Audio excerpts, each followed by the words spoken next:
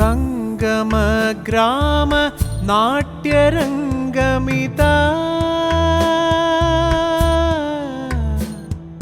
സംഗമഗ്രാമ നാട്യരംഗമിതാ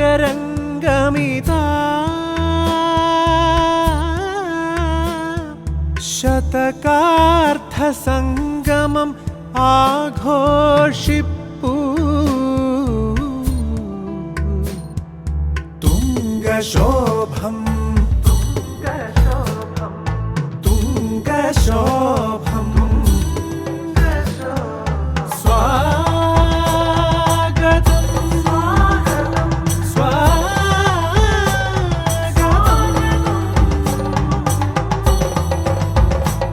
സ്വാഗതം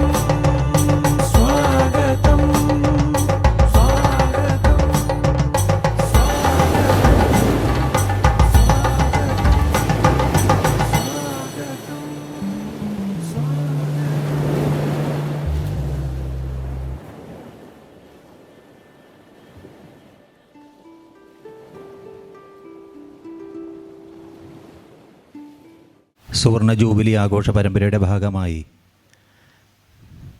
ഈ K R Thampan അനുസ്മരണ ദിനവുമായി ബന്ധപ്പെട്ട് നടത്തപ്പെടുന്ന പരിപാടികളുടെ ഉച്ചയ്ക്ക് ശേഷമുള്ള സെഷൻ ആരംഭിക്കുകയായി.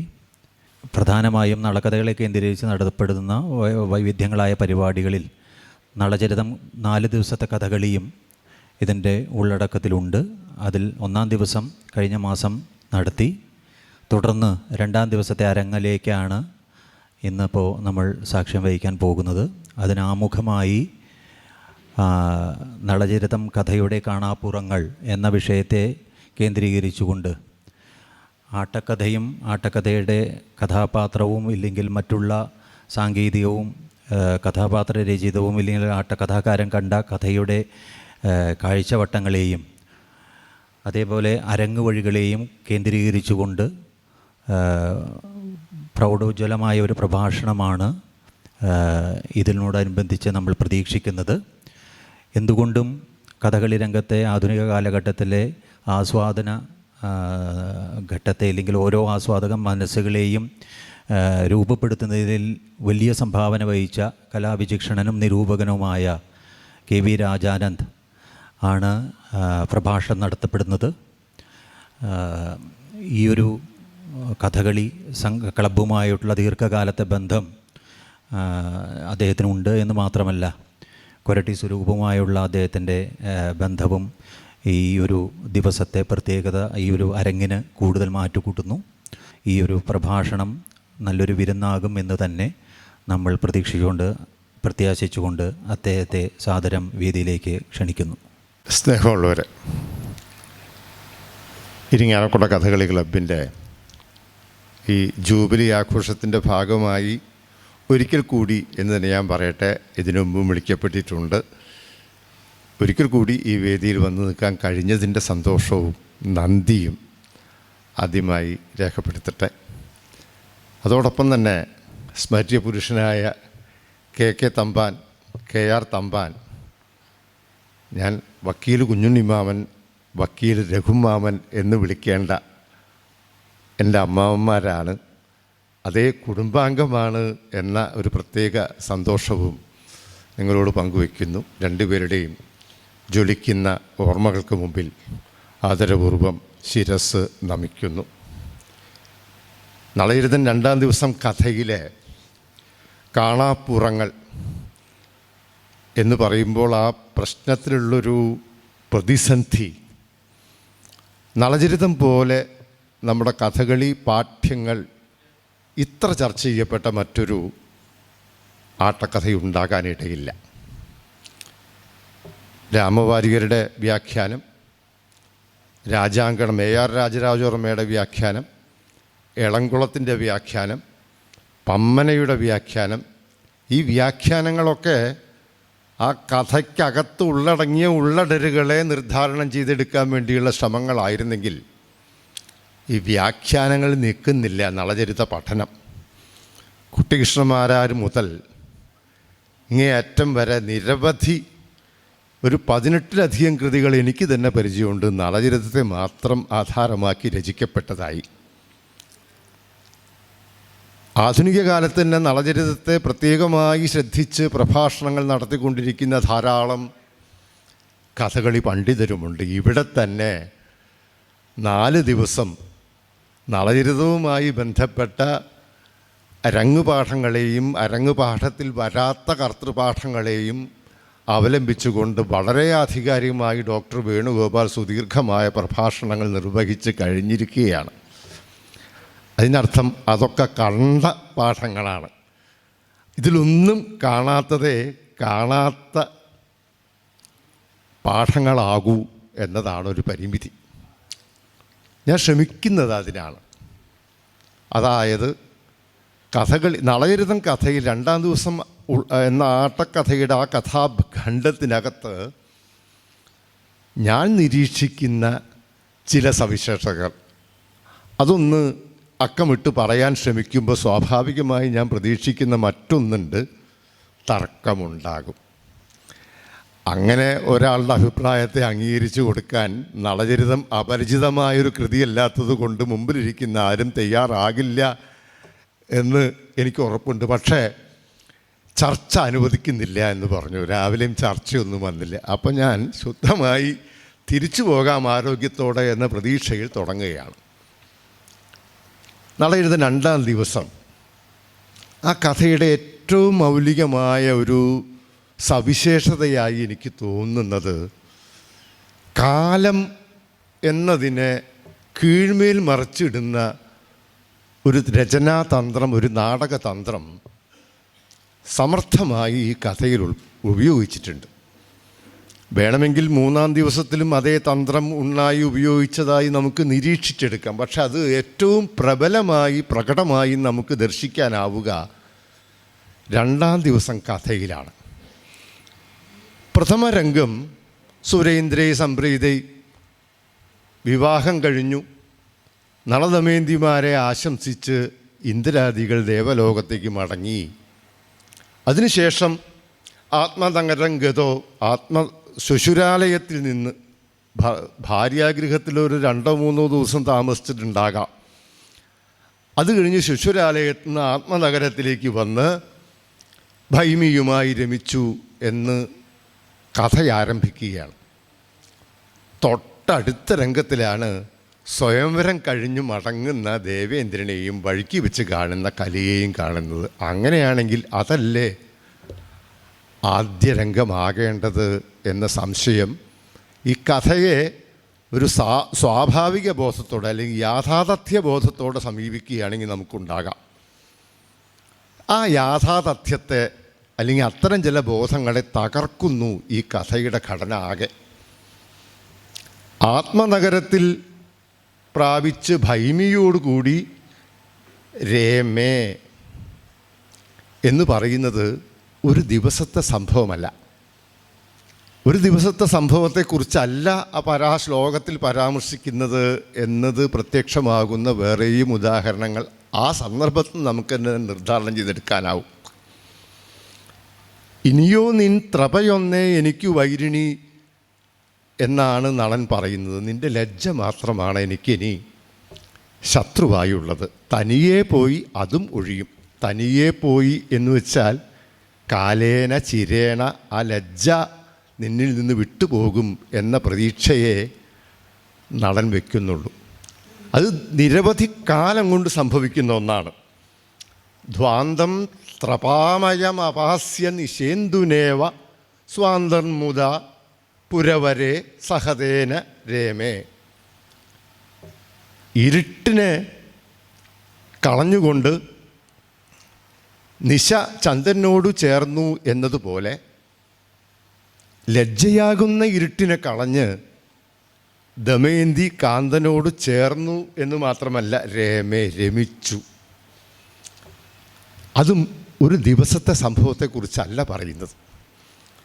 ഒരു കാലഘട്ടത്തിലെ നളദമയന്തിമാരുടെ ജീവിതാവസ്ഥയെ ഒരു രംഗമായി നാടകീയമായി രംഗത്ത് അവതരിപ്പിക്കുകയാണ് കവി അവിടെ ചെയ്തിട്ടുള്ളത് എന്ന് നിരീക്ഷിക്കുന്നത് കൗതുകരമായിരിക്കും.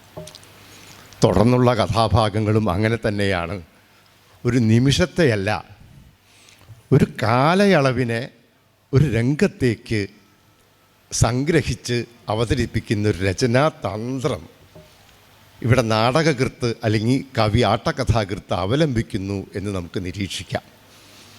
തനിയെ പോയി ഒഴിയേണ്ട ലജ്ജ ഒഴിയുകയും നിശ ഇന്ദുവിനോടെന്ന പോലെ കാന്തനോട് രമിക്കുകയും ചെയ്യുന്ന ഒരു മനോഭാവത്തിലേക്ക് ദമയന്തിയുടെ വളർച്ച എന്ന് പറയുന്നത് ഒരു നിമിഷാർദ്ധം കൊണ്ട് സംഭവിക്കുന്നതല്ലല്ലോ.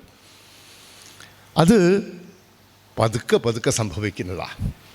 അല്ലെങ്കിൽ നളദമയന്തിമാരുടെ ജീവിതത്തിലെ ഒരു ഘട്ടം ഒരു രംഗമായും കലിബാധ കേൾക്കുന്ന രണ്ടാം ഘട്ടം തുടർന്നുള്ള രംഗമായും അതിന് രംഗവിഭജനം നടത്തി കഥ പറയുകയാണ് ഉണ്ണായി ചെയ്തത് എന്നും നമുക്ക് കാണാം. ദീർഘമായൊരു കാലഘട്ടത്തിൻ്റെ കഥയാണ്, സന്ദർഭത്തെയാണ് വിശദമാക്കുന്നത് എന്നതിൻ്റെ സൂചന ഒരു പക്ഷേ ദമയന്തിയുടെ പദത്തിനകത്ത് നമുക്ക് കണ്ടെത്താനാവും. സർവർത്തു രമണീയമായ എല്ലാ ഋതുക്കളിലും മനോഹരമാണ് ഈ ഉദ്യാനവും ഈ കാഴ്ചകളും. എല്ലാ ഋതുക്കളിലൂടെയുമുള്ള ആ പരിചയത്തിൻ്റെ ഒരു സിദ്ധിയാണ് ദമയന്തിയുടെ പദത്തിലും അന്തർഭവിച്ചിട്ടുള്ളത് എന്ന് നിരീക്ഷിക്കാൻ പ്രയാസമില്ല. രസകരമായൊരു നിരീക്ഷണം മുമ്പ് വന്നിട്ടുള്ളതാണ്. അവിടെ ദമയന്തിയുടെ മറുപടി പദത്തിൽ സാമ്യമെന്ന ഉദ്യാനം എന്ന പദത്തിൽ വിശദമാക്കപ്പെടുന്ന പുഷ്പങ്ങൾ അതിൻ്റെ ബോട്ടണി സംബന്ധമായ വിജ്ഞാനം എനിക്കില്ലാത്തത് കൊണ്ട് ഞാൻ അതിൻ്റെ വൈശദ്ധ്യത്തിലേക്ക് ധൈര്യപൂർവ്വം കടക്കുന്നില്ല.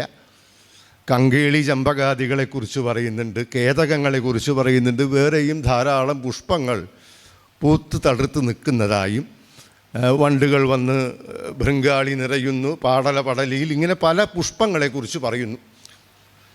ഇത് പല കാലഘട്ടത്തിൽ പിറവി കൊള്ളുന്ന പുഷ്പങ്ങളാണ് എന്ന രീതിയിലൊരു പഠനം ഞാൻ കണ്ടിട്ടുണ്ട്. എൻ്റെ ഓർമ്മയിലില്ല. ഇത് വസന്തകാലത്തുണ്ടാവുന്നതാണ്, ഇത് ഗ്രീഷ്മത്തിലുണ്ടാവുന്നതാണ്, ഇത് വർഷക്കാലത്തുണ്ടാവുന്നതാണ്. അപ്പോൾ പല കാലഘട്ടത്തിലെ പുഷ്പങ്ങളുടെ പിറവിയുമായി ബന്ധപ്പെട്ട ഒരു കഥനത്തിലൂടെ ആ നൈരന്തര്യത്തെ കൃത്യമായി ഒരു വാങ്മയത്തിലൂടെ അവതരിപ്പിക്കാനുള്ള ശ്രമമാണ് ഉണ്ണായി നടത്തിയത് എന്ന് നമുക്ക് നിരീക്ഷിക്കാവുന്നതാണെന്ന് തോന്നുന്നു. അപ്പോൾ ഒരു കാലത്തെ ഇങ്ങോട്ട് കീഴ്മേൽ മറിച്ച് ദീർഘമായൊരു കാലഘട്ടം ഒരു രംഗമായി, ദീർഘമായ മറ്റൊരു കാലഘട്ടം ഒരു രംഗമായി അവതരിപ്പിക്കുക എന്ന നാടകതന്ത്രം. യൂണിറ്റി ഓഫ് ടൈം സ്പേസ് എന്നൊരു ഗ്രീക്ക് സങ്കല്പമുണ്ട്. യഥാർത്ഥ ജീവിതത്തിൽ ഒരു സന്ദർഭത്തിൽ ഒരു സ്ഥലത്ത് സംഭവിക്കുന്ന കാര്യങ്ങളെ ആ സ്ഥലത്ത് നാടകമായി അവതരിപ്പിക്കാവൂ എന്ന ആ പാശ്ചാത്യ നാടക സങ്കല്പത്തെ ഇന്ത്യൻ ക്ലാസിക്കൽ തിയേറ്റർ എത്ര ശക്തമായി ഖണ്ഡിച്ചിരിക്കുന്നു എന്നതിന് ഉദാഹരണം കഥകളിയേതരമായ കലാരൂപങ്ങളിൽ നിന്ന് നമുക്ക് കണ്ടെത്താനാവുമെങ്കിൽ കഥകളിയിൽ മികച്ചു നിൽക്കുന്ന ഉദാഹരണമാണ് ഇത് മുഴുവൻ. ഒരു നിമിഷത്തെ ഒരു 1.5 മണിക്കൂർ കൊണ്ട് വലുതാക്കാനും 15 കൊല്ലത്തെ 1.5 നിമിഷം കൊണ്ട് അവതരിപ്പിക്കാനുമുള്ള ക്ലാസിക്കൽ തിയേറ്ററിൻ്റെ അല്ലെങ്കിൽ ഭാരതീയമായ ഈ രംഗകലാ പാരമ്പര്യത്തിൻ്റെ സവിശേഷമായ കഴിവാണ് രണ്ടാം ദിവസം എന്ന കഥയുടെ രചനയിലൂടെ കൂടെ ഉണ്ണായി പ്രകടമാക്കിയത് എന്ന് നമുക്ക് വേണമെങ്കിൽ പറയാം. കലിബാധയുടേതാണ് രണ്ടാമത്തെ ഘട്ടം. ഉപവനത്തിലും വാപിയിലും മണിമന്ദിരത്തിലും രതിലാലസനായ നളൻ ദമയന്തിയോടുകൂടി ജീവിക്കുന്ന അതേ കാലഘട്ടത്തിൽ, ദീർഘമായൊരു കാലഘട്ടത്തെക്കുറിച്ചാണ് നേരത്തെ സൂചന എന്ന് പറഞ്ഞുവല്ലോ, കലിയുടെ പ്രവേശവും ഉണ്ടാകുന്നു. എന്താണ് കലി? മറ്റൊരു കാണാപ്പുറമല്ല, കണ്ടു കഴിഞ്ഞ ഒരു പുറം ഉദ്ധരിക്കേണ്ടി വരികയാണ്. കലി യഥാർത്ഥത്തിൽ നടൻ്റെ മനസ്സിൽ തന്നെയാണ് സംഭവിച്ചത് എന്ന് കുട്ടികൃഷ്ണമാരാർ ദർശിച്ചിട്ടുണ്ട്.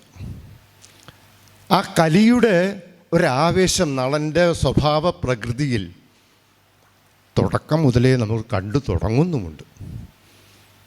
ഒരു ഉദാഹരണം, പതിഞ്ഞ പദത്തിനകത്ത് നളം പറയുന്നു, ഇന്ദ്രാദികളും വന്നു വലച്ചു നമ്മെ. ഇന്ദ്രാദികൾ സ്വയംവരം നടക്കാതിരിക്കാൻ വേണ്ടി ശ്രമിച്ചു. നിന്നെ എനിക്ക് കിട്ടാതിരിക്കാൻ വേണ്ടി നമ്മളെ ബുദ്ധിമുട്ടിച്ചു. ഒരു പക്ഷേ നളൻ പറയേണ്ടതില്ലാത്ത വാചകമാണെന്ന് വായനക്കാരനോ പ്രേക്ഷകനോ തോന്നാം. അതല്ലല്ലോ യാഥാർത്ഥ്യം. നളദമയന്തിമാരുടെ പരസ്പരമുള്ള അനുരാഗത്തിൻ്റെ മാറ്റൊന്ന് ഉരച്ചു നോക്കി ബോധ്യപ്പെട്ട് സർവവിധ വരങ്ങളും നൽകി അനുഗ്രഹിച്ച് യാത്രയായ ഇന്ദ്രാദികൾ നമ്മെ സഹായിച്ചു എന്ന വാക്ക് പറയുന്നില്ലെന്ന് മാത്രമല്ല, ലോകപാലന്മാരെ എന്ന രീതിയിലെങ്കിലും ആ സുരനായക വരത്തെ ഒന്ന് കൃതജ്ഞതയോടെ സ്മരിക്കുന്നൊരു സന്ദർഭം രണ്ടാം ദിവസം കഥ മൊത്തം പരിശോധിച്ചാലും കാണാനാകുന്നില്ല. ശിവസ്തുതി പോലുമില്ല. 3-ലെത്തിയതിന് ശേഷം വേണം. 3-ാം ദിവസത്തിൽ വെളുത്ത നടനാണ്. അതായത് ഒരു പക്ഷേ ആ തവശാപാക്രാന്തനായി ഒരു ഭൂതത്തിനാലേവം പരിഭൂതൻ മമകാന്തൻ എരിതിയിൽ പതിതനായി വരിക എന്ന ദമയന്തിയുടെ ശാപവാക്കുകൾക്ക് ശേഷമുണ്ടായ ഒരു വെളിച്ചമാണെന്നും നമുക്ക് വേണമെങ്കിൽ വ്യാഖ്യാനിക്കാവുന്ന രീതിയിൽ 3-ാം ദിവസത്തെ നളനെ ഈ ഭക്തിപൂർവം ലോകനാഥന്മാരെ ഒന്ന് പ്രണമിക്കുന്നുള്ളൂ. 2-ലെ നളൻ അത് ചെയ്യുന്നില്ല. ദൈവവിശ്വാസം, അതിലേക്ക് ഞാൻ പതുക്കെ വരാം. കലിബാധ അവിടെ ആരംഭിച്ചിരിക്കുന്നു. സുരപതി വരം കൊണ്ട് ചിരം അതിദുരാധർഷനാണ് നളൻ. എങ്ങനെയാണ് അവനെ നളമതി സന്ധാതും എന്താണ് ഉപായം എന്ന് നീ പറയുക, നളനെ ചതിക്കാനുള്ള നല്ലൊരു വഴി നീ പറഞ്ഞു തരിക എന്ന് ഉപദേശം ചോദിക്കുന്ന കലിയോട് സഹായിയായ ദ്വാപരം പറയുന്ന വാക്ക് ഞെരുക്കാണ്. ചിരം അതിദുരാധർഷനാണ്, പെട്ടെന്ന് കീഴ്പ്പെടുത്താനാവില്ല. അതായത് ദീർഘകാലം നീണ്ടു നിൽക്കുന്ന ഒരു പ്രവർത്തനം ഈ നളനെ കീഴ്പ്പെടുത്താനും ആവശ്യമുണ്ട്. ചിരം അതിദുരാധർഷൻ കാരണം മറ്റൊന്നല്ല, ഒരു പരിച പോലെ തടഞ്ഞുകൊണ്ട് അവിടെ ദേവന്മാരുടെ വരങ്ങൾ, അവരുടെ അനുഗ്രഹങ്ങൾ നളനെ സംരക്ഷിച്ചു നിർത്തുന്നു. ആ പ്രതിരോധവും കലിയുടെ ഈ ഉദ്യമവും തന്നെയാണ് നാടകീയമായ രംഗത്ത് അവതരിപ്പിക്കുന്നത്.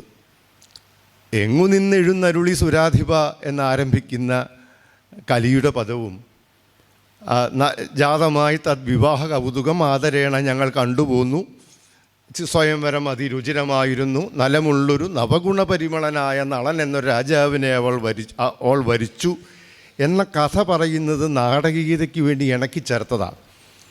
പ്രത്യക്ഷമായി പറയാൻ ആഗ്രഹിക്കുന്ന കാര്യം ഒന്നേയുള്ളൂ, നളൻ ദുരാധർഷനാണ്. ദീർഘകാലം കൊണ്ടും ജയിക്കുക എളുപ്പമല്ലാത്ത ശക്തി നളനെ സംബന്ധിച്ചിട്ടുണ്ട്. ഒരു പ്രതിരോധത്തിൻ്റെ കവചം പോലെ, പരിച പോലെ ദേവന്മാരുടെ വരം നളന് സഹായത്തിനുണ്ട് എന്ന്. ഞാൻ പറഞ്ഞത് അവിടെയും കാലമൊന്ന് കീഴ്മേൽ മറിച്ചിട്ടിരിക്കുന്നു. ഈ കലിയുടെ ആവേശം എന്നത് ദീർഘകാലമായി പ്രവർത്തിച്ചു കൊണ്ടിരിക്കുന്ന ഒരു കാര്യമാണ്. എങ്ങനെയാണ് കലിക്ക് ആവേശിക്കാനാവുക? അതിന് പുഷ്കരൻ്റെ പാത്രത്തിൽ നിന്ന് ഇരിക്കാൻ പതുക്കെ വരാം.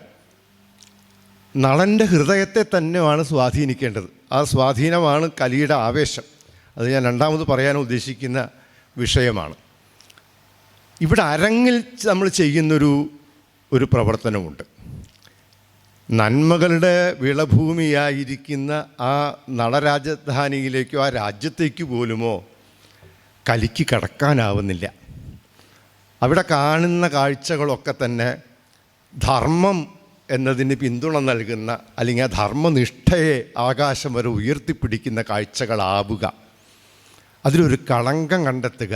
ഇത് കഥകളിക്കാരൻ്റെ രംഗപാഠം മാത്രമാണ് കേട്ടോ. അത് തെറ്റാണെന്നല്ല, ഒരു പക്ഷെ അതാണ് കൂടുതൽ ശരി. ഉണ്ണായിയുടെ ടെക്സ്റ്റ് അരങ്ങത്ത് കാണിക്കലല്ല കഥകളിക്കാരൻ്റെ ചുമതല. കഥകളിക്കാരൻ്റേതായ ഒരു രംഗപാഠം ഉണ്ടാക്കി അത് തന്നെയാണ് രംഗത്ത് അവതരിപ്പിക്കേണ്ടതും. അതാണ് ചെയ്യുന്നത്. ബ്രാഹ്മണൻ പൂണുനൂല് പൊട്ടിക്കുന്ന കാഴ്ച, പശുവിനെ വധിക്കുന്ന കാഴ്ച, ഇങ്ങനെ കുറേ കാഴ്ചകൾ കാണുന്ന രീതിയിലാണ് കലിയുടെ ആട്ടത്തെ നിർണയിച്ചിട്ടുള്ളത്. അതിനതിൻ്റേതായ കൗതുകവും രംഗ സൗന്ദര്യവും ആസ്വാദ്യതയും നാടകീയതയും ഒക്കെ ഉണ്ട് എന്ന് നിഷേധിക്കുന്നില്ല. പക്ഷേ ഇതൊന്നും ഉണ്ണായി പറഞ്ഞിട്ടില്ല. കലിക്ക് ആവേശിക്കാൻ അത്ര ബുദ്ധിമുട്ടുണ്ടെന്നും കലി ആടുന്നത് പോലെ 12 വർഷം നീണ്ടു നിൽക്കുന്ന കഠിനാധ്വാനം കൊണ്ടാണ് അവസാനം നളനിലെ ഒരു കാലിൻ്റെ മടമ്പ് നനയാത്തത് കൊണ്ട് അതും പഴുതാക്കി ഉപയോഗിച്ച് അകത്ത് കയറിയതെന്നും കഥകളിക്കാരൻ മാത്രം അറിയുന്ന സ്വകാര്യ രഹസ്യമാണെന്നാണ് എൻ്റെ ബോധ്യം. ഒരു പക്ഷേ നളചരിതത്തെ അവലംബിച്ച് നിർമ്മിക്കപ്പെട്ട നൈഷധം പോലെയുള്ള മഴമംഗലത്തിൻ്റെ കൃതിയിലും ഞാൻ കണ്ടിട്ടുണ്ട്. ഇത് വായിച്ചതായിട്ട് ഓർമ്മ തോന്നുന്നില്ല. ടീച്ചർക്ക് ഒരു പക്ഷേ അത് സഹായിക്കാൻ പറ്റുമായിരിക്കും. ഈ 12 വർഷത്തിൻ്റെ കഥ അവിടെ കണ്ടിട്ടില്ല. ഭാരതത്തിലുണ്ട് എന്നും എൻ്റെ ബോധ്യമില്ല. ശ്രീഹർഷൻ്റെ പുസ്തകമൊന്നും വായിക്കാനുള്ള സംസ്കൃത വ്യുൽപ്പത്തി നിർഭാഗ്യവശാൽ ഇല്ലാത്തതുകൊണ്ട് ഞാൻ കണ്ടിട്ടുമില്ല. 12 വർഷം കാത്തിരുന്നു എന്നൊരു പരാമർശം കഥകളി രംഗവേദിയിലൂടെ നമ്മൾ പരിചയപ്പെടുന്നതാണ്. ഉണ്ണായി പറയുന്നത് കോപമത്സര വശംവദ കലി ദ്വാപരേണ സഹ മേദിനിയും ഗത. എന്നിട്ട് കോപമത്സരങ്ങൾക്ക് വശംവദനായ കലി ദ്വാപരനോടുകൂടി ഭൂമിയിലെത്തി പുഷ്കരനെ കണ്ട് ഇപ്രകാരം പറഞ്ഞു. അതിനെവിടെ കാലയളവ്? ഈ പിണക്കി അകറ്റുവൻ ഞാൻ അവനെയും ധ്രുവം അവളെയും എന്ന് ശപഥം ചെയ്ത് വലിയ താമസമില്ലാതെ തന്നെ ദ്വാപരൻ്റെ നിർദ്ദേശപ്രകാരം പുഷ്കരനെ കാണാനായി കലി എത്തി എന്നാണ് ഉണ്ണായി വാര്യർ എഴുതിയിട്ടുള്ളൂ. പക്ഷെ അവിടെയും ഒരു കാലം വരുന്നുണ്ട് എന്നത് തീർച്ചയാണ്. 2 കുട്ടികളെ വാർഷ്ണേയ ഭൈമിയ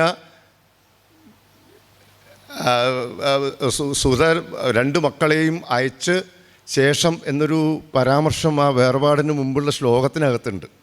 അപ്പോൾ 2 കുട്ടികൾ ജനിച്ചിരിക്കുന്നു. വാർഷ്ണേയനീതം ഭൈമിയ വാർഷ്ണേയനീതം എന്നൊരു പദ്യമുണ്ട്, ഓർമ്മ കിട്ടുന്നില്ല, എന്തായാലും നളചരിതത്തിലുള്ളതാണ്. ആ 2 കുട്ടികളെ വാർഷ്ണേയ മുഖാന്തരം സ്വന്തം പിതൃഗൃഹത്തിലേക്ക് ഭൈമി അയക്കുന്നു എന്നൊരു പരാമർശം ഉണ്ണായിയുടെ രചനയിൽ ഉണ്ടായതുകൊണ്ട് ഒരു കാലയളവിൻ്റെ വിടവ് ഈ ചൂതുകളിയും കലിയുടെ ആവിർഭാവവും തമ്മിലുണ്ട് എന്ന് തീർച്ച.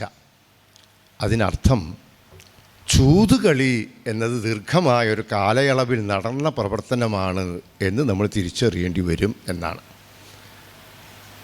ഊണിന്നാസ്ഥ കുറഞ്ഞു, നിദ്ര നിശയിങ്കൽ പോലുമില്ലാതെയായി, വേണുന്നോരോടൊരാഭിമുഖ്യം ഒരു നേരം നാസ്തി, നക്തം ദിവം കാണും വീണ്ടും കരയും, വീണ്ടും കാണും വീണ്ടും കരയും, കാണും കരയും, കുറേ ദിവസങ്ങൾ നീണ്ടു നിൽക്കുന്ന ഒരു പ്രവർത്തനമായിരുന്നു ആ ചൂതുകളി. ഇത് ഒരു 20 മിനിറ്റ് ലെങ്ത്തിലുള്ള 20 മിനിറ്റോ 25 മിനിറ്റോ മാത്രം ദൈർഘ്യമുള്ള രംഗമാക്കി സംഗ്രഹിച്ചിരിക്കുകയാണ്. അവിടെയും കാലത്തെ കീഴ്മേൽ മറിക്കുന്ന തന്ത്രം രചനയുടെ ഭാഗമായി ഉണ്ണായി ഉപയോഗിച്ചിരിക്കുന്നു. കലി ആവേശിക്കാൻ സമയമെടുത്തു എന്നതിനേക്കാൾ കൂടുതൽ പുഷ്കരനും നളനും തമ്മിലുള്ള ചൂതുകളിയുടെ ദൈർഘ്യവും വളരെ വിപുലമാണ്. യഥാർത്ഥത്തിൽ കഥയുടെ ഘടന വെച്ച് നോക്കിയാൽ വേർപാടിൻ്റെ രംഗവും അതേപോലെ തന്നെ സംഭവിക്കുന്നതല്ലേ. വസ്ത്രം പത്രികൾ കൊണ്ടുപോയി ദിവി മറഞ്ഞു, ദിഗ്വസനായി നിന്നു നളൻ ദീനനായി, വസ്ത്രമില്ലാത്ത വിവസ്ത്രനായി കുറച്ചു നേരം നളൻ നിന്നു. വേർപാട് നടക്കുമ്പോൾ വിവസ്ത്രനാണ് എന്ന് പരാമർശമില്ല. എന്നു മാത്രമല്ല, ഈ പത്രികൾ പടം കൊണ്ടുപോയതിനു ശേഷം ഇവർ കൗശേയം ഇതൊന്നുകൊണ്ട് ഇരുവരും ഉടുത്ത് കാട്ടിൽ നീളേ ഉഴന്നു എന്ന് ദമയന്തി പിന്നീട് 2-ാം ദിവസത്തിൻ്റെ അവസാനത്തിൽ പറയുന്നുണ്ട്. 2 പേരും കൂടി ഒരു വസ്ത്രമെടുത്ത് നടക്കുന്ന ഒരു ദീർഘമായ കാലഘട്ടം ഇതിനിടയിൽ കഴിഞ്ഞിരിക്കുന്നു. അങ്ങനെ പല ദിവസവും സഞ്ചരിക്കുകയും രാത്രി ഉറങ്ങുകയും ചെയ്യുന്നതിനിടയിൽ ഒരു ദിവസമാണ് വസ്ത്രത്തിൻ്റെ പകുതി മുറിച്ചെടുത്ത് നടൻ അപ്രത്യക്ഷമാകുന്നത്. അതിനെ നമ്മൾ ആ വേർപാട് തുടങ്ങുന്ന ദിവസം തന്നെ സംഭവിക്കുന്നതായിട്ടാണ് അരങ്ങിൽ കാണിക്കുക. ഒരു രംഗം ഒരു ദീർഘമായ കാലയളവിനെ വീണ്ടും സംഗ്രഹിച്ച് രംഗത്ത് അവതരിപ്പിക്കുന്ന ആ നാടകതന്ത്രം നാലാമതും ഉണ്ണായി പ്രയോഗിച്ച ഉദാഹരണമാണ് വേർപാട് രംഗം എന്ന് കാണേണ്ടി വരും. അപ്പം ഞാൻ പറഞ്ഞു വന്നത്, കാലത്തെ അങ്ങനെ ചിമിഴ് പോലെ ഉള്ളിലേക്ക് ഒതുക്കി ദീർഘമായ ഒരു കാലഘട്ടത്തിൽ സംഭവിക്കേണ്ടത് മുഴുവൻ ഒരു കഥ, ഒരു രംഗത്തിൽ ഇങ്ങോട്ട് സംഗ്രഹിച്ച് അവതരിപ്പിക്കുന്ന രചനാതന്ത്രം നളചരിതം കഥയിൽ അടിമുടി നമുക്ക് കാണാമെങ്കിൽ അതിലേറ്റവും പ്രകടമായ ഉദാഹരണങ്ങൾ കൊണ്ട് സമൃദ്ധമായ കഥാഭാഗമാണ് രണ്ടാം ദിവസം എന്നതാണ്. കലിയോട് പദാനതം ഉചിരെ, പദത്തിൽ നമസ്കരിച്ച കലിയോട് പറഞ്ഞു എന്നാണ് ശ്ലോകമെങ്കിൽ പോലും കലിയാണ് പദം ആരംഭിക്കുന്നത്. അതെന്തെങ്കിലും ഒരു നോട്ടപ്പിശക് സംഭവിച്ചതോ അല്ലെങ്കിൽ പകർത്തി എഴുതിയ കൂട്ടത്തിൽ ഇന്ദ്രൻ്റെ പദം നഷ്ടപ്പെട്ടതോ ഒക്കെ ആവാം. പുഷ്കരൻ്റെ പാത്രനിർമ്മിതി, ഇത് അത്ഭുതകരമായ മികവോടുകൂടി ഉണ്ണായി നിർവഹിച്ചൊരു കാര്യമാണ്. ഒരു ഉപാധിയാണ് കലിക്ക് ആവശ്യമുള്ളത്. കാരണം ചൂതു പൊരുതുകിലേ ജയം വരും അവനോട്. ചിരമതി ദുരാധർഷനും എളുപ്പത്തിൽ ആർക്കും ജയിക്കാൻ കഴിയാത്ത രീതിയിൽ സുരപതി വരം കൊണ്ട് ബലവാനായി തീർന്നതുമായ നളനെ നേരിടാൻ ചതുർവ്യസനങ്ങളിലൊന്നായ ചൂതുകളി മാത്രമാണ് ആശ്രയിക്കാവുന്നത് എന്ന് പുഷ്കരൻ നിർദ്ദേശിക്കുന്നുണ്ട്. അതിനൊരു ഉപാധി, ഒരു കരു എന്ന രീതിയിലാണ് പുഷ്കരനെ കണ്ടെത്തുന്നത്. ഈ ദ്യൂതത്തിലുള്ള ഭ്രമമാണ് യഥാർത്ഥത്തിൽ കലിയുടെ ആവേശവും. എങ്ങനെയാണ് കലി നളനിൽ ആവേശിച്ചത്? ലളിതമാണ്. ചൂത് കളിക്കാനുള്ള കമ്പം. ഈ ചൂതുകളിക്കമ്പമാണ് സർവ്വവിനാശത്തിനും കാരണമായത് എന്ന തിരിച്ചറിവോടുകൂടി തന്നെ പുതിയ ചില നടന്മാർ നളചരിതത്തെ വ്യാഖ്യാനിച്ച് രംഗത്ത് അവതരിപ്പിക്കുന്നത് കാണാറുണ്ട്. കൗതുകം തോന്നിയിട്ടുണ്ട്. വെറുതെ ഇരിക്കുമ്പോൾ കൈ തരിക്കുക, പകിട ഒന്നിങ്ങനെ ഉരുട്ട, അങ്ങനെ ആടിക്കണ്ടു. മൂന്നിലെ വെളുത്ത നടൻ ആ ലോകപാലകന്മാരെ കഴിഞ്ഞിട്ടുള്ള ആട്ടത്തിനിടയിൽ കൈ ഇങ്ങനെ തരിക്കുന്നു, ഒന്ന് ചൂത് കളിക്കാൻ. ഇതൊന്നും രക്ഷപ്പെടാനാവുന്നില്ലല്ലോ എനിക്ക് എന്ന് ആത്മനൊമ്പരം അനുഭവിക്കുന്ന നടൻ. ഞാൻ ഒരു സന്ദർഭം കൂടി ഓർക്കട്ടെ. ഇരിങ്ങാലക്കുട ആയതുകൊണ്ട് നളചരിതം മൂന്നാം ദിവസം ഒരു രംഗപ്രകാരം ഉണ്ടാക്കാൻ വേണ്ടി കഥകളി കലാകാരന്മാരും സംഘാടകരും ചേർന്ന് ഇരിങ്ങാലക്കുട സമ്മേളിച്ച ഒരു സന്ദർഭമുണ്ട്. അന്തരിച്ച ശ്രീ മോഹൻദാസ്, ആരും അദ്ദേഹത്തെ മറന്നിട്ടുണ്ടാവില്ല. ഇരിങ്ങാലക്കുടയുടെ ഒരു ബൗദ്ധിക ഒരു കേന്ദ്രം കൂടിയായിരുന്ന ശ്രീ മോഹൻദാസ് മനോധർമ്മ ആട്ടം എന്ന രീതിയിൽ മൂന്നിലെ ബാഹുകൻ ആടേണ്ട ഒരാട്ടം നിർദ്ദേശിക്കുകയുണ്ടായി. അത് രംഗത്ത് വരാൻ ഭാഗ്യമുണ്ടായ ആട്ടമാണോ എന്നെനിക്ക് ഓർമ്മയില്ല. നിർദ്ദേശിക്കപ്പെട്ട ആട്ടം ഇങ്ങനെയായിരുന്നു. അയോധ്യയിൽ എത്തിക്കഴിഞ്ഞ ബാഹുകൻ പലതും കാണുന്ന കൂട്ടത്തിൽ കുട്ടികൾ പകിട കളിക്കുന്നത്, ചൂത് കളിക്കുന്നത് കാണുന്നു. ഓടിച്ചെന്ന് ബാഹുവൻ കൈ പിടിക്കുകയാണ് കുട്ടികളെ. അരുത് മക്കളെ, നിങ്ങൾ വേറെ എന്ത് വേണമെങ്കിൽ ചെയ്യൂ, ഇത് കളിക്കരുത്. കലഹത്തിനൊരു കാരണമെന്നും കലയെ മാർഗനിദർശനമെന്നും കലയെ ഞാനിഹ ദേവനകർമ്മം. അതാണ് ഈ ചൂത്. ചതുർവ്യസനങ്ങളിലൊന്ന് എന്നാണ് പറയുക. രാജാക്കന്മാർക്ക് ക്ഷയം സംഭവിക്കാൻ ഈ വ്യസനങ്ങളെ അവലംബിക്കാനാവും. ഒന്നുകിൽ പെണ്ണ്, രാജാവിൻ്റെ വൃദ്ധിക്ഷയത്തിന് കാരണമാകാൻ ഈ സ്ത്രീ അഭിനിവേശം മതി. അല്ലെങ്കിൽ മദ്യം, സർവനാശത്തിന് വഴിവെക്കാൻ ആ മദ്യം ധാരാളമാണ്. അല്ലെങ്കിൽ അമിതമായ നായാട്ടിൻ്റെ ഉത്സാഹം രാജാവിൻ്റെ തകർച്ചയ്ക്ക് കാരണമായി തീരും. നാലാമത്തേതോ അല്ലെങ്കിൽ പ്രധാനപ്പെട്ടതോ ഒന്നാണ് ദ്യൂതം അല്ലെങ്കിൽ ദേവനം എന്ന ഈ ചൂതുകളി. ചതുർവ്യസനങ്ങൾ എന്നാണ് അതിന് പട്ടികപ്പെടുത്തിയിട്ടുള്ളത് തന്നെ. ആ വ്യസനങ്ങളിലൊന്നായ ചൂതുകളിയെ നളനെ കീഴ്പ്പെടുത്താനുള്ള ഉപാധിയാകൂ. ഈ ചൂതുകളിയോട് നളനുള്ള ഈ അഭിനിവേശം രണ്ടാം ദിവസം കഥയിൽ പല ഭാഗത്തായി ഇങ്ങനെ പ്രകടമായി വരുന്നുണ്ട്. ആ ചൂതുകളി കൊണ്ട് സർവസ്വവും മറന്നവനായി ബുദ്ധികെട്ടവനായി നടൻ മാറി എന്നതിൻ്റെ പരിദേവനങ്ങളും ദമയന്തിയുടെ വാക്കുകളായി ഇതിനകത്ത് വരുന്നുണ്ട്.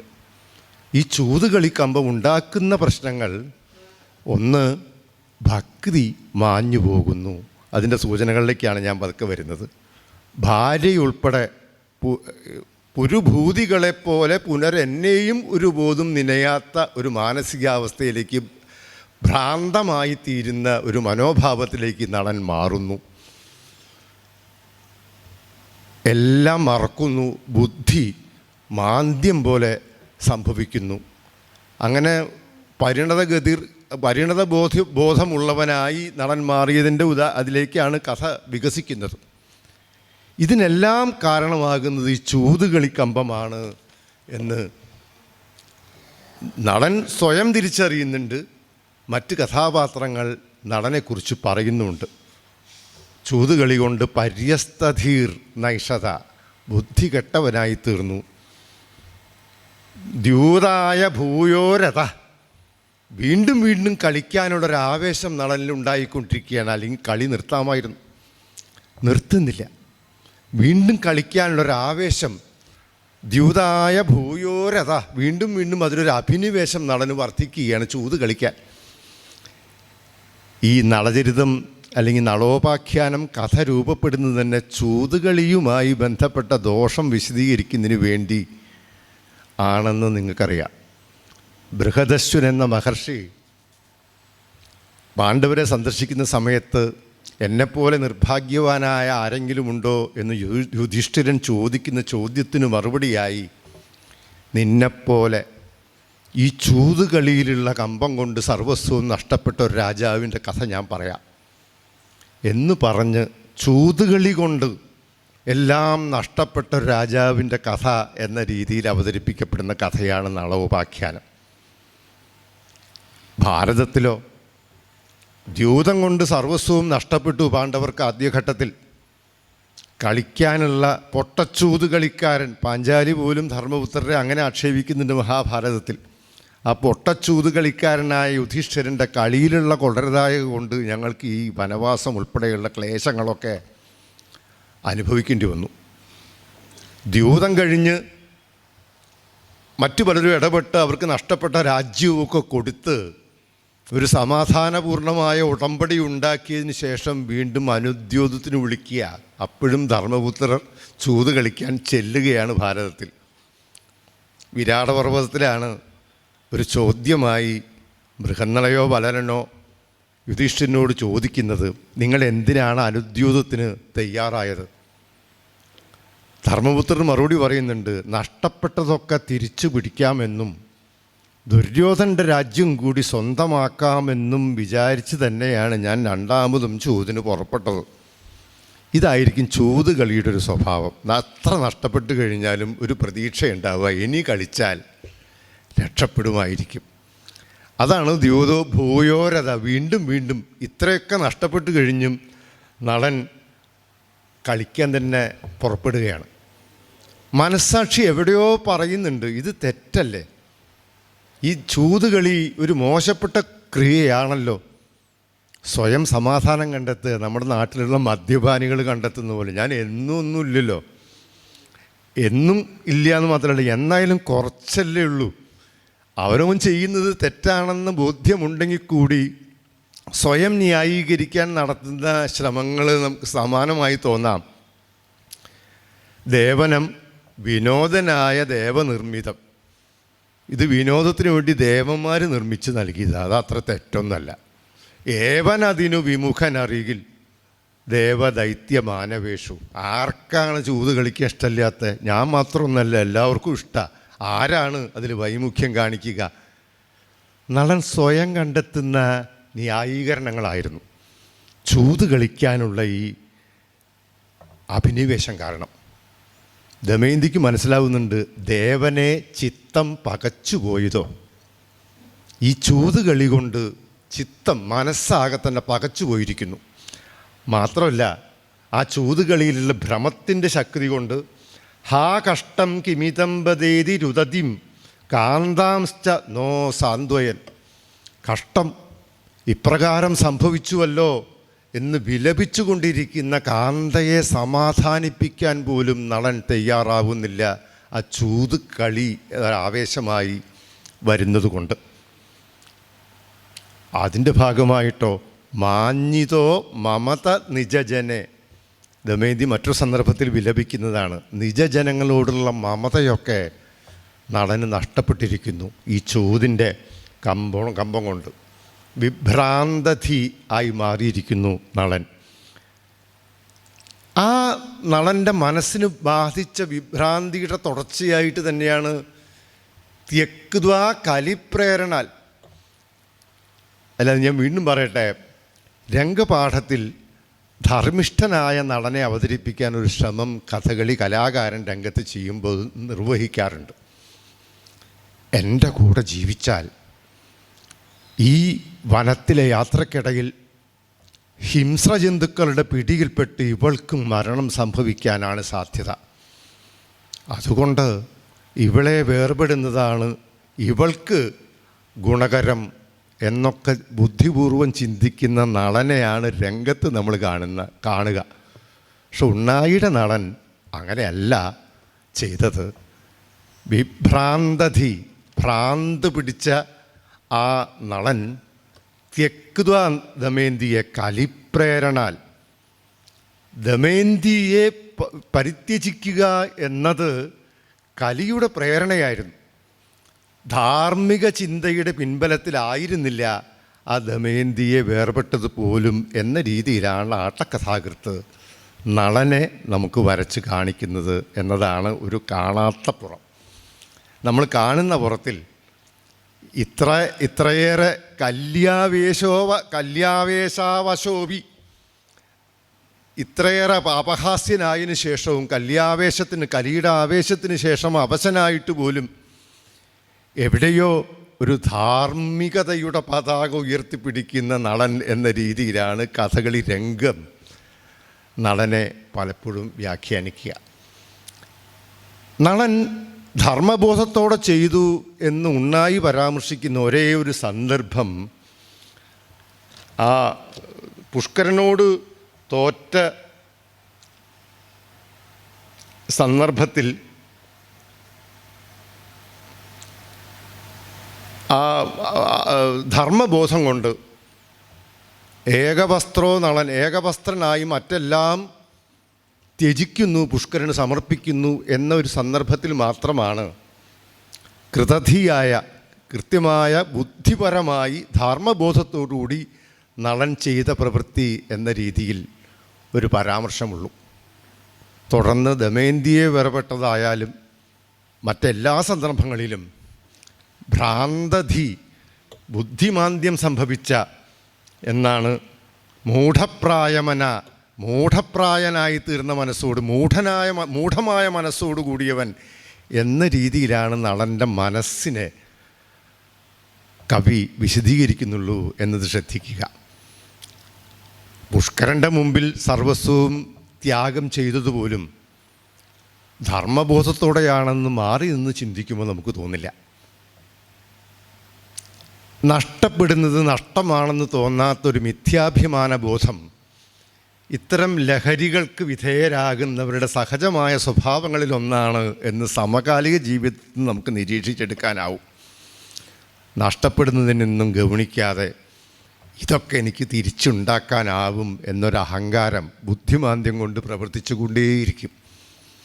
ഈ ഭൂയോരതി, ദ്യൂതത്തിനുള്ള ആ ആസക്തി വർദ്ധിച്ചു കൊണ്ടിരിക്കുകയും ചെയ്യും.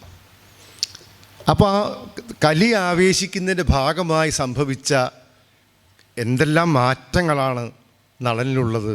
ഒന്ന്, മൂഢപ്രായമനമായി ബുദ്ധിപരമായ കഴിവ് നഷ്ടപ്പെട്ടവനായി, പരിജനങ്ങളെപ്പോലും സ്വന്തം ആൾക്കാരെപ്പോലും ഓർമ്മിക്കാത്തവനായി, പുരുഭൂതികൾ വിലയില്ലാത്തതായി, ഐശ്വര്യ സമ്പത്തുകൾ നഷ്ടപ്പെടുക എന്നതിൽ വേവലാതിയില്ലാത്തവനായി.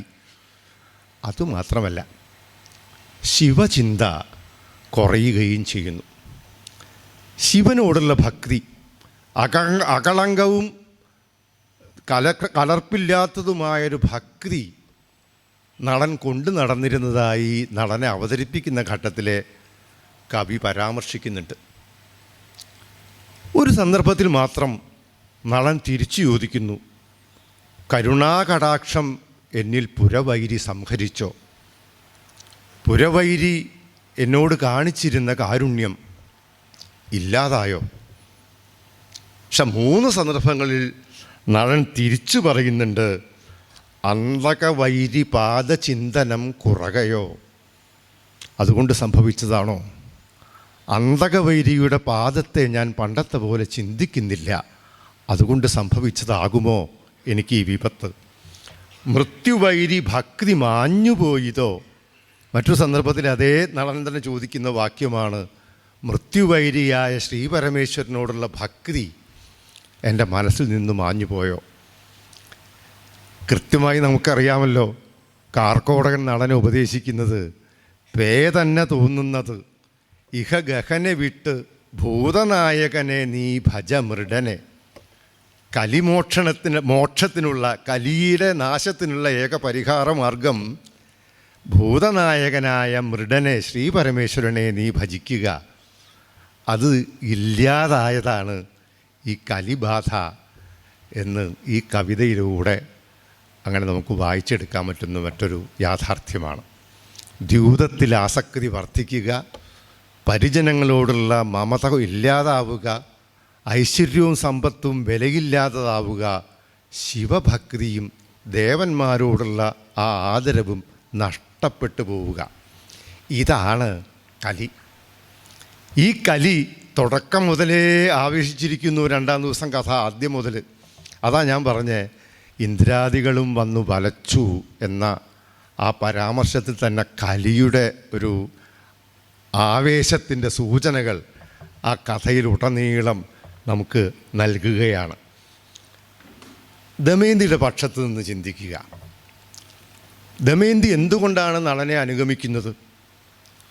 ദമയന്തി നടൻ്റെ കൂടെയുള്ള ജീവിതമല്ലാതെ തനിക്ക് മറ്റൊന്നില്ല എന്ന ബോധ്യം കൊണ്ടാണ്, ആ അതിര് കവിഞ്ഞ അനുരാഗത്തിൻ്റെ തീവ്രത കൊണ്ടാണ് എന്ന് ലളിതമായി പറയാം.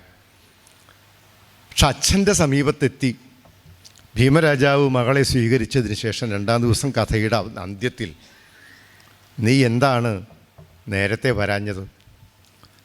അതിന് ദമയന്തി മറുപടി പറയുന്ന വാക്യം എങ്ങനെയാണ്? വാക്യത്തിനകത്ത്, നാട് പോയി, ഐശ്വര്യ സമൃദ്ധികളൊക്കെ നഷ്ടപ്പെട്ടു, സാരമില്ല, അതുകൊണ്ട് വേവലാതിയില്ല.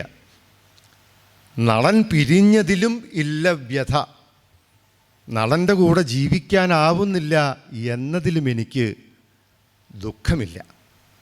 ദുഃഖം മൂഢപ്രായ മനസ്സോട് കൂടിയിട്ടുള്ള ആ നടൻ ഒറ്റയ്ക്ക് ആപത്ത് ചെന്ന് പെടുമോ എന്ന ഭീതിയാണ് എന്നെ ഭരിക്കുന്നത്. ആ കരുതലാണ് ദമയന്തി. കയ്യോ കാലോ തിരുമ്പി മെയ്യോട് മെയ്യണവൻ എന്ന് പറഞ്ഞെങ്കിൽ പോലും, അല്ലെങ്കിൽ ആ ഘട്ടത്തിൽ അതായിരുന്നെങ്കിൽ പോലും, ദമയന്തിയിലൊരു പരിണാമമോ അല്ലെങ്കിൽ ഒരു വിപതി ധൈര്യമോ ഈ പ്രതിസന്ധി ഘട്ടത്തെ തരണം ചെയ്യേണ്ടത് എങ്ങനെ എന്ന ദിശാബോധമോ നമുക്ക് പിന്നീട് ദർശിക്കാനാവുന്നു എന്നത് കൗതുകകരമാണ്. ഇവിടെ ദമയന്തിയുടെ ഒറ്റയ്ക്കുള്ളൊരു പദത്തിൽ, തിരസ്കരണിയുള്ള നിൻ്റെ, ഞാൻ ഈ പറയണത് നളയരുതം കണ്ട് നടക്കുന്നവരോട് മാത്രമാണ് കേട്ടോ, അല്ലെ നളയരുതം അപരിചിതമായ ആളുകൾക്ക് ഇപ്പോൾ ഞാൻ പറയണതൊന്നും മനസ്സിലാവുന്നില്ല എന്ന് എനിക്കറിയാം. ഈ ടെക്സ്റ്റ് പരിചയമുള്ള, അരങ്ങത്തും നളയരുതം കണ്ട് പരിചയമുള്ളവരോടാണ് ഞാൻ സംസാരിക്കുന്നത്. അങ്ങനെ തുടർന്നാൽ പോരെ. അലസതാ വിലസതി എന്നുള്ള പദത്തിനകത്ത് ദമയന്തി പറയുന്നുണ്ട്, ഹരിൽപ്പതികൾ തന്ന തിരസ്കരണിയുള്ള നിൻ്റെ ഇരിപ്പിടം ധരിക്കുക എളുപ്പമല്ല. നീ എവിടെയാണ്? പടിഞ്ഞാറോ കിഴക്കോ വടക്കോ തെക്കോ? ദൃഢം ജാനേ മതം തേഹം, എനിക്കറിയാം നിൻ്റെ മനസ്സ്. വിടുന്നോളല്ലിവൾ, നിന്നെ വേർപെട്ട് പോകാൻ ഞാൻ തീരുമാനിച്ചിട്ടില്ല. നിൻ്റെ മനസ്സ് എനിക്കറിയാം എന്നെ ഉപേക്ഷിക്കുക എന്നുള്ളതാണെന്ന്. ദൃഢം അതല്ലേ എൻ്റെ അർത്ഥം പറയേണ്ടത്. ദൃഢം ജാനേ മനം തേ അഹം, എനിക്കറിയാം നിൻ്റെ മനസ്സ് എന്താണെന്ന്. പക്ഷെ വിടുന്നോളല്ല ഇവൾ. ഞാൻ വിടില്ല, നിന്നെ ഒറ്റയ്ക്ക് വിടാനാവില്ല, അതാണ് പ്രശ്നം. ഇനി വേർപെടുന്നാകിൽ ഞാൻ എൻ്റെ വഴി നോക്കിപ്പോവും, ഞാൻ എൻ്റെ വഴി നോക്കി നടന്നു പോകും എന്ന് പറയണ വാക്ക് പെട്ടെന്ന് ദഹിക്കാൻ പറ്റുന്നില്ല പല കഥകളി പ്രയോക്താക്കൾക്ക്, ആ വേഷം ചെയ്യുന്ന ആളുകൾക്ക്. ഞാൻ എൻ്റെ വഴി നോക്കി പോവും, നീ അടച്ച പൊക്കോ എന്നാണോ ദമയന്തി പറയുക എന്ന് സംശയമുണ്ട്. നിവൃത്തിയില്ലെങ്കിൽ ഞാൻ എൻ്റെ വഴി നോക്കി പോവും എന്ന് പറഞ്ഞതാവാം. പുതിയൊരു വ്യാഖ്യാനം ഇപ്പോൾ നടന്മാർ ചെയ്ത് കാണുന്നുണ്ട്, അത് കൗതുകരമായിട്ട് എനിക്ക് തോന്നിയിട്ടുണ്ട്. എൻ്റെ വഴി മരണം തന്നെയാണ്, ഞാൻ എൻ്റെ വഴിക്ക് പോവും, ഞാൻ മരിക്കും എന്ന് അഭിനയിക്കുന്നത് കണ്ടിട്ടുണ്ട്. ഔചിത്യക്കുറവ് തോന്നുന്നുമില്ല. പക്ഷെ ദമയന്തി തിരുത്തുന്നു. ആരോടൻ്റെ സ്വൈരക്കേടുകൾ എന്നുള്ള ദമയന്തിയുടെ പദം ഒന്ന് സൂക്ഷ്മമായി വിശകലനം ചെയ്യുമ്പോൾ ദമയന്തി എത്തിച്ചേരുന്നൊരു മാനസികാവസ്ഥ കൃത്യമായി അതിനകത്തുകൂടെ നമുക്ക് വായിച്ചെടുക്കാനാവുന്നു എന്നതാണ് കൗതുകകരം. ഞാൻ മരിച്ചതുകൊണ്ട് എന്താ പ്രയോജനം? നളനെ രക്ഷപ്പെടുത്താനാവില്ല. ഈ കാട്ടിൽ നളനെ തിരഞ്ഞ് ഞാൻ നടക്കുക എന്ന് പറഞ്ഞാലോ, ഈ ഹിംസ്ര ജന്തുക്കളുടെ ഇടയിൽ എൻ്റെ ജീവിതവും സുരക്ഷിതമല്ല. അതുകൊണ്ട് സുരക്ഷിതമായൊരു സങ്കേതത്തിൽ എത്തിച്ചേരുക, എന്നിട്ട് നാട് നീളെ ഈ മൂഢപ്രായ മനസ്സോടുകൂടിയിരിക്കുന്ന ബുദ്ധികെട്ടവനായ ഈ ഭ്രാന്തനായ നളനെ തിരയാൻ വേണ്ടി ഏർപ്പാടുകൾ ഉണ്ടാക്കുക. ഇതാണ് ബുദ്ധിപൂർവം ഞാൻ ചെയ്യേണ്ടത് എന്നൊരു തിരിച്ചറിവിലേക്ക് സ്വയം എത്തുകയും ആ തോട് കടന്ന് അപ്പുറത്ത് നിൽക്കുന്ന സാർത്ഥവാഹക സംഘത്തെ കാണുകയും ആ ശുചി എന്നു പേരായ സാർത്ഥവാഹകൻ്റെ കൂടെ ചേതി രാജ്യത്തെത്തുകയും ചേതി രാജ്യത്തെത്തുന്നതിന് മുമ്പ് സാർത്ഥവാഹകനോട് നളൻ്റെ ഭാര്യയാണ് ഞാൻ എന്ന് തുറന്നു പറയാൻ ധൈര്യം കാണിച്ച ദമയന്തി ചേതി രാജ്യത്തെത്തി രാജ്ഞിയോട് സംസാരിക്കുമ്പോൾ ഒരു ക്ഷത്രിയ കുലത്തിൽ ജനിച്ചവളാണ് എന്നല്ലാതെ നളൻ്റെ ഭാര്യയാണ് എന്ന് പറയുന്നേയില്ല. പറയാതിരിക്കുന്നതിനും അതിൻ്റെതായ കാരണങ്ങൾ നമുക്ക് ഊഹിച്ചെടുക്കാവുന്നതാണ്. ശുചിയോട് സാർത്ഥവാഹകന്മാരോട് പോലും നിജസ്ഥിതി വെളിപ്പെടുത്താൻ തയ്യാറായ ദമയന്തി എൻ്റെ അമ്മയുടെ സഹോദരിയായ ചേതി രാജ്ഞിയോട് നളൻ്റെ ഭാര്യയാണ് എന്ന വിവരം പറയാതിരുന്നത് എന്ന് തോന്നും. ദമയന്തിയെ തിരിച്ചറിയുന്നത് സുദേവനാണ്. സുഖമോത്തെ നളദയിതേ എന്ന സംബോധന ചെയ്യുന്നത്. ഭീമരാജാവിൻ്റെ പുത്രി എന്നല്ല, സുദിനമിന്നുമേ സുദേവനാം ഞാൻ സുഖമോത്തെ നളദയിതേ, നളൻ്റെ ഭാര്യയെ നിനക്ക് സുഖമാണോ എന്ന്. ഞാൻ നേരത്തെ ആലോചിച്ച വാക്ക് ഞാൻ ഇവിടെ എഴുതിയിട്ടുണ്ട്. ഭൈമ്യ വാഷ്ണേയ നീത സ്വസുതമിഥുനയ എന്നായിരുന്നു ഞാൻ നേരത്തെ തിരഞ്ഞ് ഓർമ്മയിൽ നിന്ന് കിട്ടാതെ പോയ ആ ശ്ലോകം. അപ്പോൾ ആ ഒരു ചിന്തയായിരുന്നു ദമയന്തിയെ നയിച്ചിരുന്നത് എന്ന് കാണാം. കാട്ടാള സമീപത്തെത്തിയ സമയത്ത് അർദ്ധോക്തെ കാട്ടാളൻ മരിച്ചു പോകുന്നു. അതിനു മുമ്പ് പറയുന്ന വാക്കുകളിൽ അടിവരേണ്ട ഒരു വാക്യമുണ്ട് ദമയന്തിയെ സംബന്ധിച്ച്. സാഹസപ്രിയ നീ എൻ മരണവും കേൾക്കും. ഇപ്പോൾ വാഹസം ഗ്രഹിക്കുന്നു ചരണം. ഒരു പാമ്പ് വന്ന് എൻ്റെ കാല് വിഴുങ്ങുന്നു. മാത്രമല്ല മനസ്സ് മോഹാലസ്യപ്പെട്ടുകൊണ്ടിരിക്കുന്നു, മോഹത്തിന് വിധേയമായി കൊണ്ടിരിക്കുന്നു. സാഹസപ്രിയനായ അല്ലയോ നള, നീ എൻ്റെ മരണവും കേൾക്കും. പ്രതീക്ഷയില്ല. നളൻ ദമയന്തിയെക്കുറിച്ച് ഓർമ്മിക്കുന്നു എന്ന് പോലും ദമയന്തിക്ക് ഉറപ്പില്ല. അത് ആട്ടത്തിലും ആ സൂചന വേണമെന്ന് ഗോപിയാശാൻ്റെ ആ നൈഷധത്തിന് വേണ്ടിയുള്ള അരങ്ങുപാഠം തയ്യാറാക്കിയതിൽ എഴുതിയ ഒരു ആട്ടപ്രകാരം ശ്രദ്ധിക്കേണ്ട ഒരു കാര്യമുണ്ട്. കയ്യോ കാലോ തിരുമ്പി മെയ്യോടു മെയ്യണവൻ പൊയ്യോ നാം തമ്മിലുള്ള സംയോഗ നാൾപ്പൊരുത്തം എന്ന് ദമയന്തി പറയുന്ന നിമിഷം മുതൽ അസഹ്യത നടിക്കണം നളൻ. ഇവളെ വേർപെടാൻ വേണ്ടി മനസ്സ് വെമ്പുന്നു എന്ന് കാണിക്കണം. അത് കൃത്യമായ ഒരു നിർദ്ദേശം തന്നെയാണ്. കാരണം ദമയന്തിയെ വേർപെടുക എന്നത് മനസ്സിനകത്ത് നിന്ന് കലി പ്രവർത്തിച്ചു കൊണ്ടേയിരിക്കുകയാണ്. നൂനം ഈ വഴി ചെന്നാൽ ആ ആട്ടത്തിൻ്റെ കുയുക്തിയെ പറ്റിയിട്ട്, യുക്തിരാഹിത്യത്തെപ്പറ്റി ഏറെ കാലമായി ചർച്ച ചെയ്യാറുള്ളതാണ്. ഈ വഴി ചെന്നാൽ കാണാൻ പയോഷ്ണിയാറും എന്ന് മുഴുവൻ പറയുന്നതിന് മുമ്പ് ദമയന്തി എങ്ങനെ നടത്തുന്നതിനെന്താണ് യുക്തി? കുഞ്ചുനാരാശൻ പറഞ്ഞു യുക്തി കുറവാണ്. പുണിങ്ങന മാഷ് പറഞ്ഞെന്ന വിവരമാണ് കേട്ടോ. കുഞ്ചുനാരാശൻ പറഞ്ഞത് ഞാൻ നേരിട്ട് കേട്ടിട്ടില്ല. യുക്തി കുറവാണ്. പക്ഷെ അത് ആടി അങ്ങനെ പതിഞ്ഞിരിക്കുന്നു.